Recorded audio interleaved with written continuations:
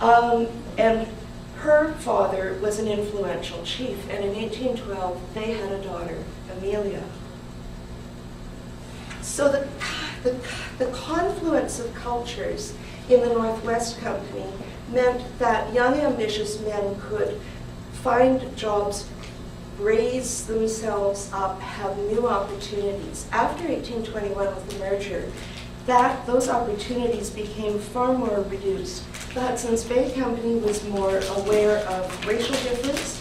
They were far more hierarchical. They were far more interested in structure, in precedent, and they saw a very great social gap between officers and servants of the company. So for people of mixed heritage, of multiple identities, the period from 1821 through the 1850s saw rapid change and difficulties within the promotion stream. It became increasingly hard, if you were one of the children of a fur trade marriage, to find rapid advancement. Despite that,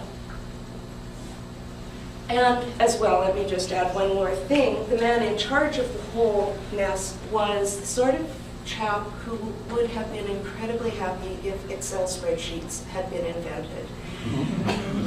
George Simpson was an efficiency expert. He believed in making every possible dollar pay for the company, no needless waste at any of the posts. He traveled endlessly. He closed posts, he opened posts, he reworked posts, he reworked trade routes, he worked the mix of trade goods.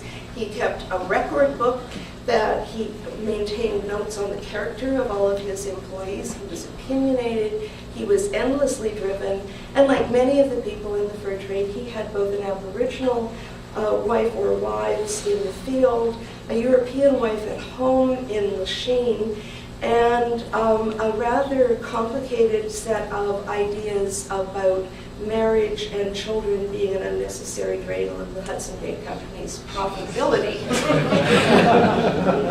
So Douglas, the young, ambitious clerk, finds favor with William Connolly. And in 1825, he's sent from ELL-la-Crosse to Fort Vermilion to be in charge or to get some further training. In 1826, he moves to Fort St. James, where Connolly has also moved. And in 1828, he marries, in a very strategic and not unpredictable move, he marries Amelia, his boss's daughter. This pretty much solidifies his rise in the company, but he's also seen as a young man of incredible talent. So we know that in 1826 he makes his first voyage to the Pacific to help open up the overland trade route from New Caledonia through to Fort Vancouver. And in fact, Amelia's help is critically important when in an incident in 1828, revenge was taken for an incident and a local chief, a murder of a prominent local man resulted in the attempt on Douglas's life, intervened by Amelia, who stepped in, understanding the way that fur trade worked, understanding the way that tensions at posts occurred, understanding, in fact, how to communicate across cultural barriers, and helped to diffuse the situation that's told rather dramatically as Douglas pinned to the ground with a knife to his throat. Amelia understood revenge. Amelia would have understood honor. Amelia would have understood far better than Douglas the world of fur trade posts, because that was the world in which she had grown up. That was her intimate knowledge. So with Amelia's help, Douglas continued to rise rapidly through the Hudson's Bay Company ranks, and by 1830 he had moved to Fort Vancouver, the main headquarters for the Hudson's Bay Company on the northwest coast. Fort Vancouver, inland from the mouth of the Columbia, was the main point for the trade brigades that worked through the Columbia River, up through the Peace, and through the river system to ship fur out by York Factory.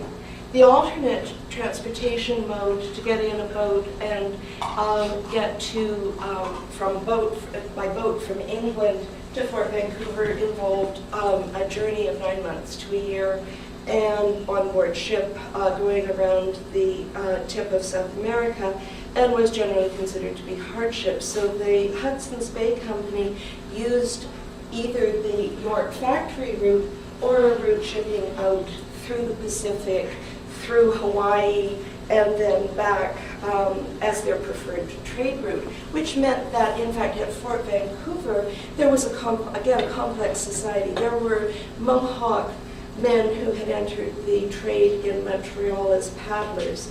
There were Métis men and women. There were local peoples.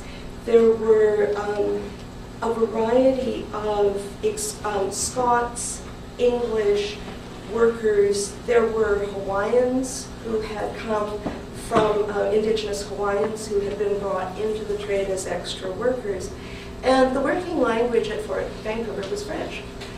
It was the common language for the fur trade, supplemented with Chinook, the trading dialect that was a mixture of English and French and in local Indigenous languages, supplemented by English as necessary. All under the control of this man, John McLaughlin, the chief factor. Right about now, when I show this slide to my students, they all either laugh or gasp. He was well over 6 feet tall, imposing. I think he must have had cataracts, either that or very, very light blue eyes, because in all the photographs I've seen of him, he looks remarkably blank and quite terrifying. And he was perfectly capable of imposing his will on a really diverse and complex world through a combination of firmness, kindness, organizational skills, and a fair degree of bossiness as necessary. He also saw Douglas's skills, and in this very, very complicated Pacific world of trade, Douglas found himself rising rapidly for the company. The Oregon District, which was held between Britain and the United States in joint occupancy between 1818 and 1846, saw increasing settlement throughout the 1830s. And in 1838, there was a bill in the U.S. Senate that called for the southern border to be extended to 54 degrees 40, the southernmost southernmost place of the Alaska's negotiated borders.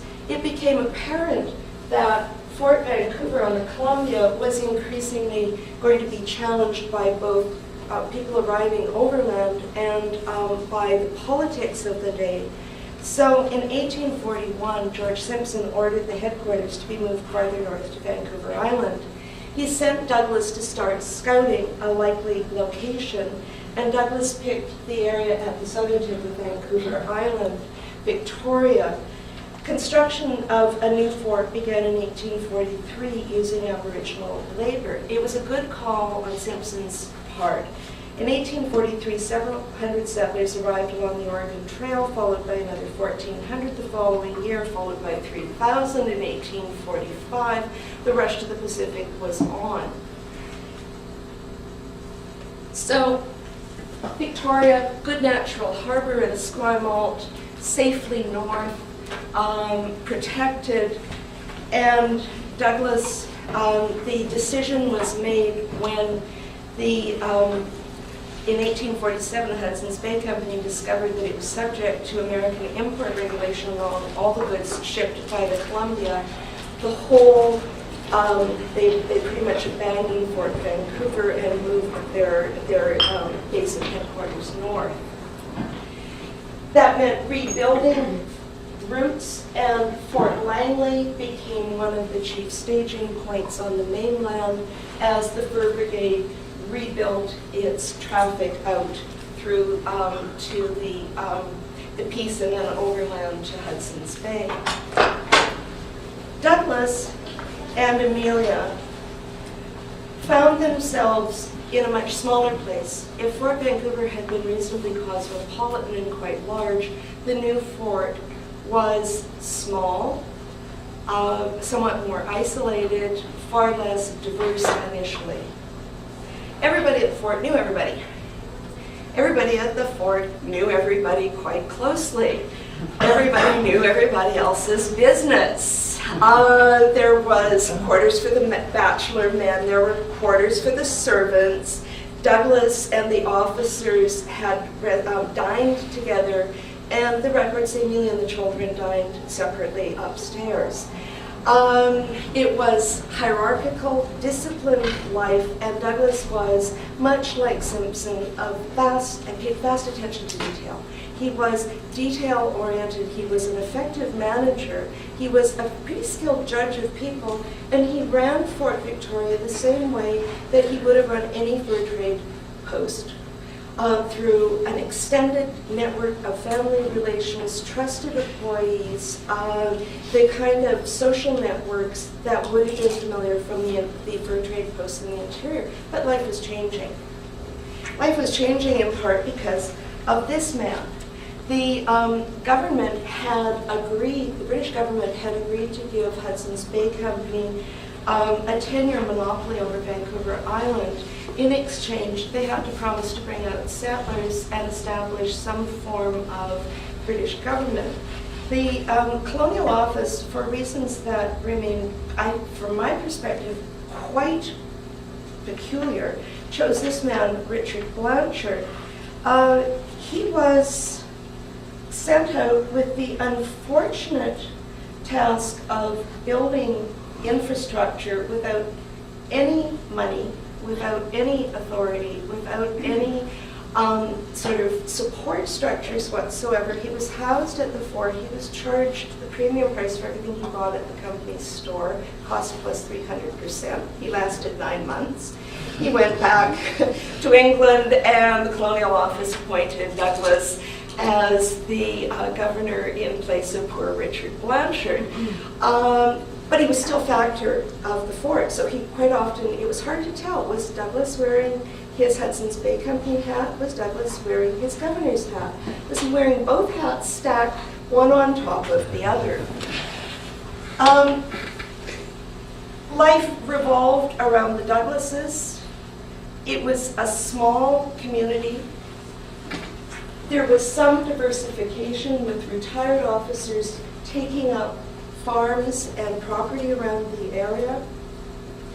It was also an indigenous space with a very thin European layer of settlement on top of it. People were not lining up to move to Vancouver Island. The Hudson's Bay Company was having trouble recruiting settlers.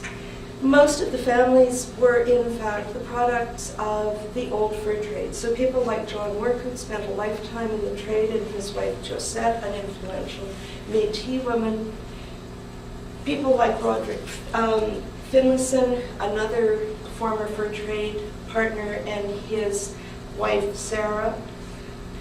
Newcomers who did manage to fit in, Edward Cridge, who arrived as schoolmaster, and Hudson's Bay Company chaplain, and his wife.